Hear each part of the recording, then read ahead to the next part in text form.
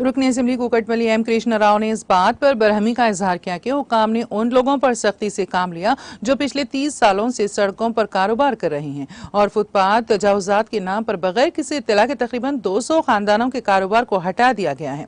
उन्होंने हुकूमत से सवाल किया कि उन लोगों के अहल खाना को बताए बगैर ऐसे इकदाम कैसे किए जा सकते हैं। उन्होंने कहा कि कई सालों से अपनी जिंदगी बसर कर रहे थे, उन्हें कम अज कम इत्तला तक नहीं दी गई और न ही उनके लिए कोई मुतबादल इंतजाम किया गया। उन्होंने बताया कि वो मुतालिका आला हुकाम से इसकी शिकायत करेंगे।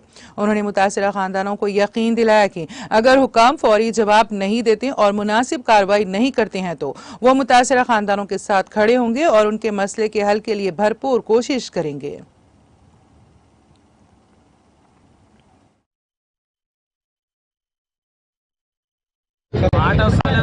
గతంలో ఒక 30 సంవత్సరాల నుంచి ఒక పూలు అమ్ముకునే వాళ్ళు, ఒక పండ్లు అమ్ముకునే వాళ్ళు, ఒక ఇస్తరాకులు అమ్ముకునే వాళ్ళు, ఒక చిన్న చిన్న కూరగాయలు అమ్ముకున్నటువంటి నిరుపేద బిడ్డలు మీకు కూడా చాలా మంది విలేకరులు తెలుసు.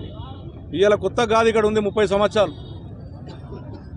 వాళ్ళు ఈ రోజున వాళ్ళు చెప్పకుండా చేయకుండా ఆల్టర్నేట్ వాళ్ళకి సాయం చేయకుండా వాళ్ళని తీసుకొచ్చి నిన్న జేసీబీ పెట్టి పోలీస్ ప్రొటెక్షన్ పెట్టి తీసేయడం అనేది ఇది ఒక బాధాకరం. తెలంగాణ రాష్ట్రం తెచ్చుకుంది, తెలంగాణలో ఉన్నటువంటి వాళ్ళందరినీ కాపాడుకోవాలి అనేటువంటి తెలంగాణ తెచ్చుకున్నాం తప్ప నిరుపేదలను కొట్టగొట్టి ఒక లుల్లు మాల్ కొరకు, ఒక ప్రైవేటు ఒక లుల్లు మాల కొరకు కాపాడేదానికి కాదు మనం తెచ్చుకున్న తెలంగాణ.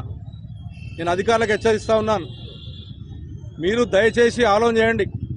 ఇక్కడ ఉన్నటువంటి ఒక ఇన్స్పెక్టర్, నేను ఒక ట్రాఫిక్ ఇన్స్పెక్టర్ కక్ష కట్టి, ఒక మున్సిపాలిటీ అధికారి ఒక కక్ష కట్టి ఈ విధమైనటువంటి నిరుపేదలను రోడ్డు పాలు చేశారు. మీరు చూస్తూ ఉన్నారు ఎంత భయంకరంగా ఉందో పరిస్థితి.